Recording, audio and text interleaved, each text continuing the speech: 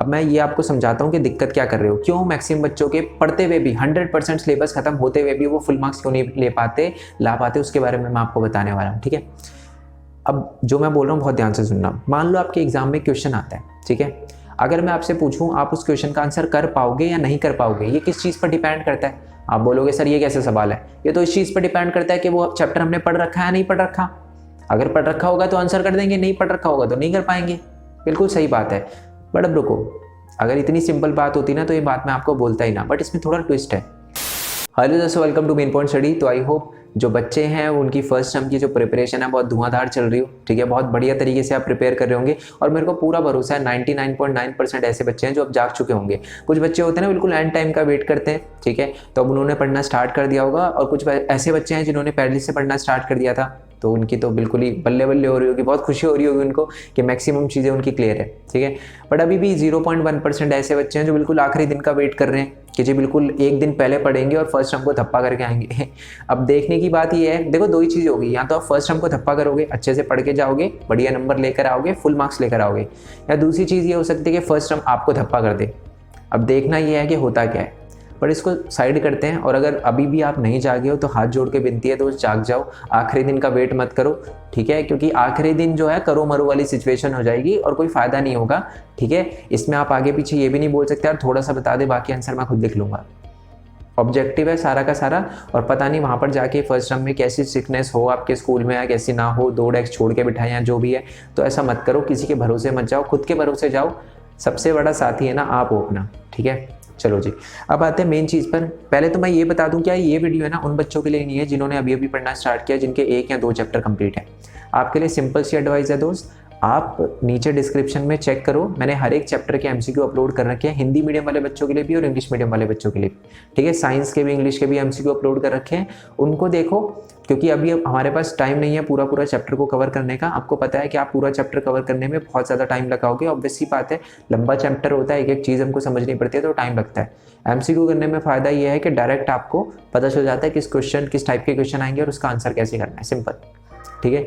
अब आते हैं उन बच्चों पर जिनके लिए ये वीडियो है, ठीक है। ये वीडियो बेसिकली उन बच्चों के लिए जिनका 100% सिलेबस कंप्लीट हो रखा है या जिनका 1 या 1-2 चैप्टर रहते हैं, ठीक है। और ये वीडियो मैं जानबूझ के 4 दिन पहले बना रहा हूँ, 4-5 दिन पहले बना रहा हूँ, क्योंकि बहुत सारे बच्चे ना फिर मेरे से शिकायत करते हैं, बोलते हैं कि सर आपको 1 दिन पहले ही याद आता है कि ये सारी की सारी चीज़ें, इसलिए मैं 4-5 दिन पहले बता रहा हूँ, बहुत ध्यान से सुनना, ठीक है। अब मैं ये आपको समझाता हूँ कि दिक्कत क्या कर रहे हो, क्यों मैक्सिमम बच्चों के पढ़ते हुए भी 100% सिलेबस खत्म होते हुए भी वो फुल मार्क्स क्यों नहीं ला पाते, उसके बारे में मैं आपको बताने वाला हूँ, ठीक है। अब जो मैं बोल रहा हूँ बहुत ध्यान से सुनना। मान लो आपके एग्जाम में क्वेश्चन आता है, ठीक है, अगर मैं आपसे पूछूं आप उस क्वेश्चन का आंसर कर पाओगे या नहीं कर पाओगे, ये किस चीज़ पर डिपेंड करता है? आप बोलोगे सर ये कैसे सवाल है, ये तो इस चीज़ पर डिपेंड करता है कि वो चैप्टर हमने पढ़ रखा है या नहीं पढ़ रखा। अगर पढ़ रखा होगा तो आंसर कर देंगे, नहीं पढ़ रखा होगा तो नहीं कर पाएंगे। बिल्कुल सही बात है। बट अब रुको, अगर इतनी सिंपल बात होती ना तो ये बात मैं आपको बोलता ही ना, बट इसमें थोड़ा ट्विस्ट है। अब मेरी बात सुनो, किसी क्वेश्चन का आप सही आंसर कर पाओगे या नहीं कर पाओगे, ये किस चीज़ पर डिपेंड करता है? समझ आए ना मेरी बात? पहले वाली चीज़ में और अब वाली चीज़ में मैंने बोला था कि आप किसी क्वेश्चन का आंसर कर पाओगे नहीं कर पाओगे, वो इस चीज़ पर डिपेंड करता है कि वो आपने चैप्टर पढ़ा या नहीं पढ़ा। बट आप किसी क्वेश्चन का सही आंसर कर पाओगे नहीं कर पाओगे ना, ये जो चीज़ है ये इस चीज़ पर डिपेंड करती है कि वो चैप्टर आपने 1 बार 2 बार 3 बार रिवाइज किया है या नहीं, ठीक है। बहुत सारे ऐसे बच्चे हैं जो बहुत अच्छे से करके जाते हैं, 100% सिलेबस खत्म करके जाते हैं, बट एंड टाइम पे एक चीज़ भूल जाते हैं कि जी एग्जाम में ना आप उसी चीज़ का आंसर कर पाओगे करेक्टली जो चैप्टर आपने रिवाइज करा हो। बहुत बार ऐसा होता है, मेरे साथ भी ऐसा हुआ है, और इसलिए मैं ये वीडियो पहले बना रहा हूँ, ठीक है। बहुत बार हुआ है मेरे साथ ऐसा और मैं नहीं चाहता आपके साथ हो। जब मैं 10th में था तो हमारे एग्जाम में क्या होता था, मैं मतलब रिवाइज करता था बट मेरे को रिवीजन की ज़्यादा ज़रूरत पड़ती थी और मैंने इस चीज़ पर कभी ध्यान नहीं दिया। अब क्या हुआ, जब मैं एग्जाम में बैठा तो मेरे सामने क्वेश्चन आता है और मैं कंफ्यूज हो जाता हूँ, यार ये चैप्टर मैंने पढ़ा था, ठीक है, बट इस चैप्टर का मैं आंसर सही नहीं कर पाया। क्यों सही नहीं कर पाया? क्योंकि ये चैप्टर मैंने रिवाइज नहीं किया। अभी अगर आपके 1-2 चैप्टर रहते हैं, ठीक है, तो आपसे हाथ जोड़ के रिक्वेस्ट है पहले जो कर रखा है उसको रिवाइज करो, क्योंकि याद रखो जो चैप्टर आपको बिल्कुल नहीं आता ना, अगर उससे कोई क्वेश्चन आता है उसका आंसर नहीं कर पाओगे तब इतने दिल पे ठेस नहीं पहुंचती। बट अगर कोई चैप्टर आपने कर रखा है और उस क्वेश्चन का आंसर नहीं कर पाते तो सच कह रहा हूँ आप सर फोड़ लोगे अपना रूम से बाहर निकलते ही, एग्जामिनेशन रूम से बाहर निकलते ही, क्योंकि बहुत पिंच होता है जब कोई चैप्टर पढ़ा हुआ और उस चैप्टर के अंदर से कोई क्वेश्चन आया और आप ना कर पाओ, ठीक है। तो देखो सिंपल सीधी चीज़ है, आप रिवीजन स्टार्ट करो, कोई दिक्कत नहीं, मैं समझ सकता हूँ 1-2 चैप्टर रहते हैं, 4 दिन है, कर लेना आराम से कर लेना, बट पहले रिवीजन कर लो, बाकी चैप्टर की रिवीजन कर लो। कुछ बच्चे होंगे सर कैसे रिवाइज करें, पूरा चैप्टर रीड करें, क्या करें? रिवीजन वीडियो में अपलोड कर चुका हूँ, हिस्ट्री का पहला चैप्टर अपलोड कर चुका हूँ, और साफ बोल रहा हूँ मैं आपको, वो जो वीडियो है वो 1 घंटे से ज़्यादा की है।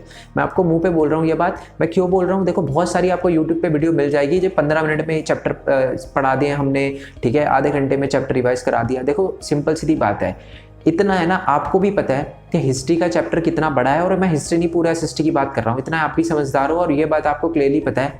आप खुद के दिल को दिलासा देना चाहते हो, जानबूझ छोटा वीडियो देखना चाहते हो, बट आपको भी ये बात पता है कि आप 15, 20, 25, 30 मिनट की वीडियो देखकर किसी भी MCQ का करेक्ट रिप्लाई नहीं कर सकते। एक ना एक MCQ में आप 100% फंस जाओगे, और ये बात आपको भी पता है, ठीक है। आप चाहो तो डिस्क्रिप्शन में जो वीडियो दे रखी है मैंने रिवीजन की, उसको 2x करके देख लो, जितनी रफ्तार से हो सके उतनी रफ्तार से देख लो, बट रिवाइज करो, ठीक है। मेरे को ये भी फर्क नहीं पड़ता आप वीडियो देखकर रिवाइज कर रहे हो नहीं कर रहे, कोई दिक्कत नहीं है, आप बुक से रिवाइज करो, ठीक है। बल्कि बुक से अगर आपको अच्छा लगता है तो बुक से रिवाइज करो। मैं रिवीजन वीडियो जो है मैंने बुक की PDF से बनाई है, एक लाइन आपको समझा रहा हूँ, ठीक है, तभी मैंने बोला 2x करके देख लेना, वो ज़्यादा बढ़िया रहता है, ठीक है।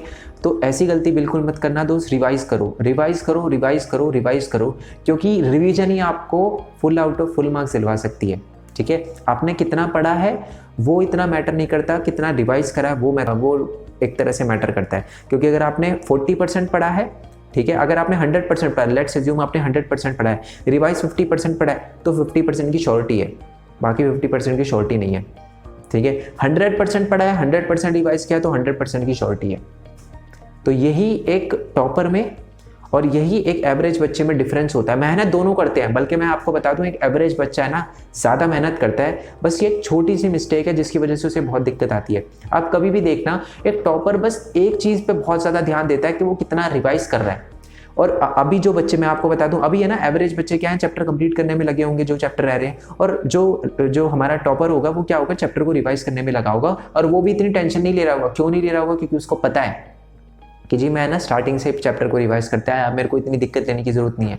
तो रिवाइज करो पहले, ठीक है जी। और बाकी कोई भी दिक्कत आए, मैं आपको बता चुका हूँ, मैंने आपके लिए वेबसाइट बनाई है, MCQ वगैरह की वीडियो आपको देखने की जरूरत अगर लगे तो देख लेना, ठीक है। मतलब मैं टॉपर से बात, मतलब एवरेज बच्चे जिन्होंने सब कुछ कर रखा है मैं उनकी बात कर रहा हूँ, बट आप रिवीजन वीडियो पे ज़्यादा ध्यान देना। MCQ वगैरह चाहिए हो तो आप वेबसाइट पे जा सकते हो, मेन पॉइंट स्टडी लिखोगे, एंटर मारोगे, आपके सामने वेबसाइट आ जाएगी, वहाँ से आप नोट्स डाउनलोड करो, PDF डाउनलोड करो, MCQ डाउनलोड करो, सब कुछ फ्री है आपके लिए, कुछ पे नहीं है, not even a single penny, एक भी चीज़ आपको कुछ भी पे करने की जरूरत नहीं है।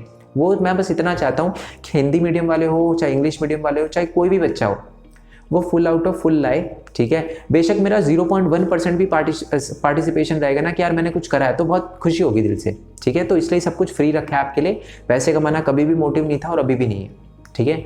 बाकी ऑल द बेस्ट है आपको फर्स्ट टर्म के लिए। एक लास्ट डे की टिप भी मैं आपको दे दूंगा जब हमारे एग्जाम पास आएंगे। अभी मैंने कुछ बोला तो बच्चे मैक्सिमम चीज़ उसी पे फॉलो करने पे लग जाएंगे, तो बिल्कुल एक दिन पहले कुछ एडवाइस आपको दूंगा, कुछ टिप दूंगा, उसके लिए वेट करना, बट आप अच्छे से आप प्रिपेयर करना स्टार्ट कर दो। And all the very best है आपको फर्स्ट टर्म के लिए। बाकी मिलते हैं नेक्स्ट वीडियो में, तब तक के लिए थैंक यू सो मच।